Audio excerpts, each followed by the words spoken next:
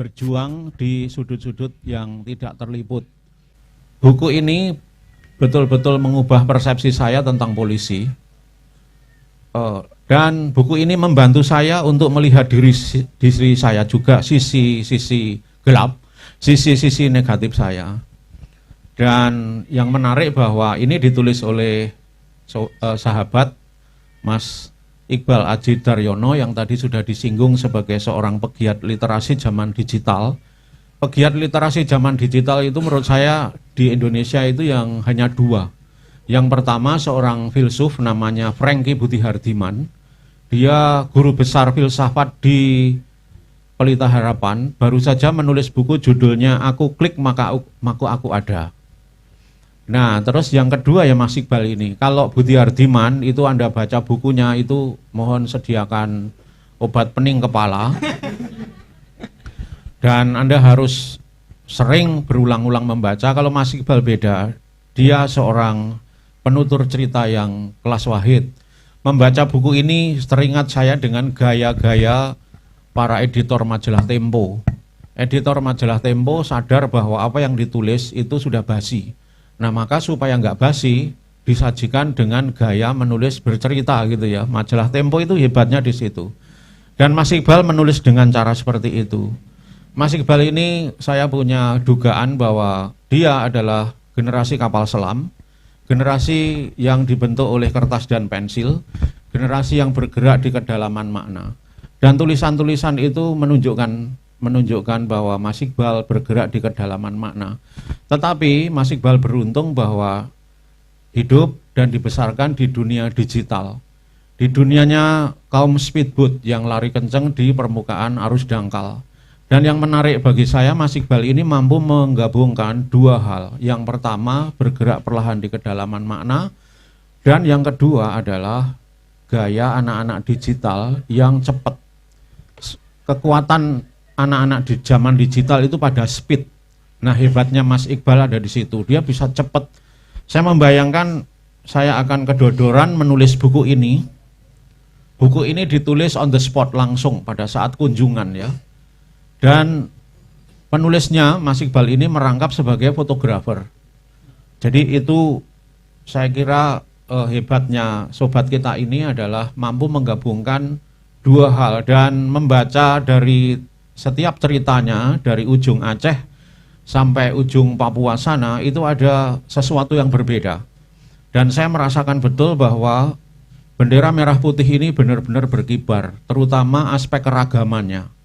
Keragaman kultur di Aceh, di Sumatera Utara, Sumatera Barat, Sumatera Selatan, Banten, Jakarta, Jawa Tengah, hingga di Kalimantan Utara, Sulawesi, di ujung-ujung Nusa Tenggara Timur, Ambon, di situ tampak benar bahwa karakter masyarakat setempat itu menonjol.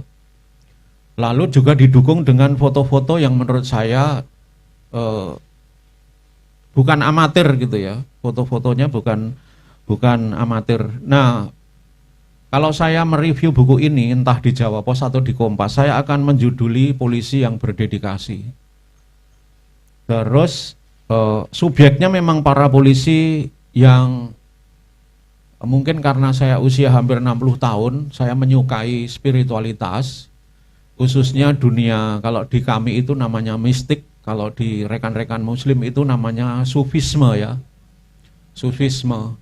Di situ kebetulan ada tarian sufi kok dilalah ya cocok gitu ya. Maka saya menemukan value begini untuk kalau tulisan ini dilihat dari sudut spiritualitas. Saya menemukan istilah dalam bahasa Latin itu munus suavissimum. Polisi-polisi ini yang dikisahkan di buku ini adalah polisi-polisi yang menerima tugas beratnya itu dengan hati yang gembira, dengan bahagia. Dan saya tahu yang namanya kebahagiaan itu harus diraih dengan terjal mendaki hidupnya penuh onak duri. Polisi Densus 88 misalnya, ada yang bekerja memantau target 11 bulan. Dan akibatnya apa? Ketika pulang ke rumah tidak pernah ketemu anak-anaknya, Lalu anak-anaknya ini menyebut polisi itu dengan om, tidak pernah mengenal bapaknya. Lalu yang menarik juga di buku ini diceritakan polisi ini ketika memantau target tidak boleh lepas, dan dia sedang kebelet nguyuh gitu ya di sebuah pinggir jalan dan parkiran. Apa yang dilakukan? Dia kencing sambil memantau target dengan memasukkan pistolnya itu ke botol kayak begini ini. Jadi target tetap terpantau dan kebutuhan dia untuk membuang urin itu tercukupi. Lalu polisi-polisi di Samosir di Sumatera Utara, polisi-polisi yang kerjanya itu 7 hari. Di sini diceritakan dia berprofesi sebagai sabara, babinsa, juga polisi pariwisata. Karena Samosir adalah target destinasi wisata favorit. Di tengah-tengah itu polisi ini masih harus tiap akhir pekan datang ke Polda untuk belajar bahasa Inggris karena setelah pandemi mereka harus menghadapi arus turisme. Di Sumatera Selatan di buku ini dikisahkan sungai-sungai di sana bersih, ada penerangan, dan Palembang itu sekarang ini mendapat julukan Venesia Van Sumatera gitu ya. Mendapat julukan karena sungai-sungainya itu tempat lalu lalang sampan dan tempatnya menjadi indah, layak huni, bukan menjadi sarang penyamun lagi. Di Sumatera Barat penyelesaian konflik itu melibatkan lembaga kerapatan adat. Maka tugas polisi di sana bukan menguber-uber penyamun atau orang-orang lanun, tapi bekerja sama dengan para ninik mama, dengan lembaga adat. Terus di Banten itu adalah kota 1000 kiai, 1.000.000 santri gitu ya Mas ya. Jadi siapapun Polda aparatnya yang ada di sana itu pasti sowan kepada kiai. Di sini disebutkan seorang kiai yang sangat berpengaruh, dan kegiatan utama polisi di sana, terutama di Polda, itu adalah istighosah. Dan para Kapolsek itu setiap istighosah itu harus membawa 10 kiai berikut santrinya. Nah, saya kira ini pendekatan kultural semacam ini bisa menjadi semacam counter culture, budaya polisi yang hari-hari ini disiarkan melulu kekerasannya begitu ya. Jadi ada wajah damai yang disajikan dalam buku ini.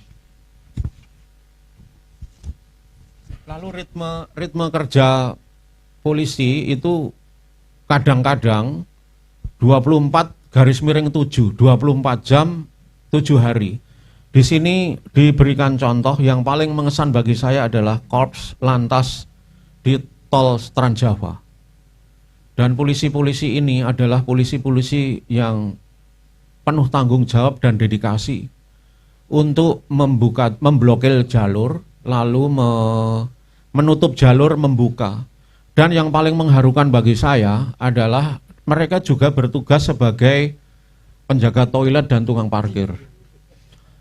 Sangat manusiawi, dan orang yang manusiawi itu adalah orang yang cerdas. Contohnya, ketika ada rest area sudah penuh, polisi ini akan menanyakan mobil yang memaksa masuk rest area, menanyakan tujuannya apa gitu ya. Misalnya mau beli bensin, dia akan lihat indikatornya. Kalau indikatornya itu masih memungkinkan untuk mobil ini lari ke rest area lain, mobil ini akan disuruh lari supaya tidak membuat crowded.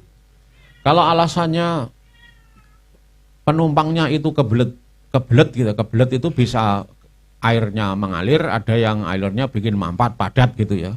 Kalau wajahnya ini memerah dan berkeringat, itu artinya polisi ini harus memperbolehkan mobil itu untuk berhenti. Dan berhentinya pun menjamin keamanan supaya mobil-mobil yang parkir ini dan ditinggal ke toilet itu tidak disodomi oleh mobil yang lain.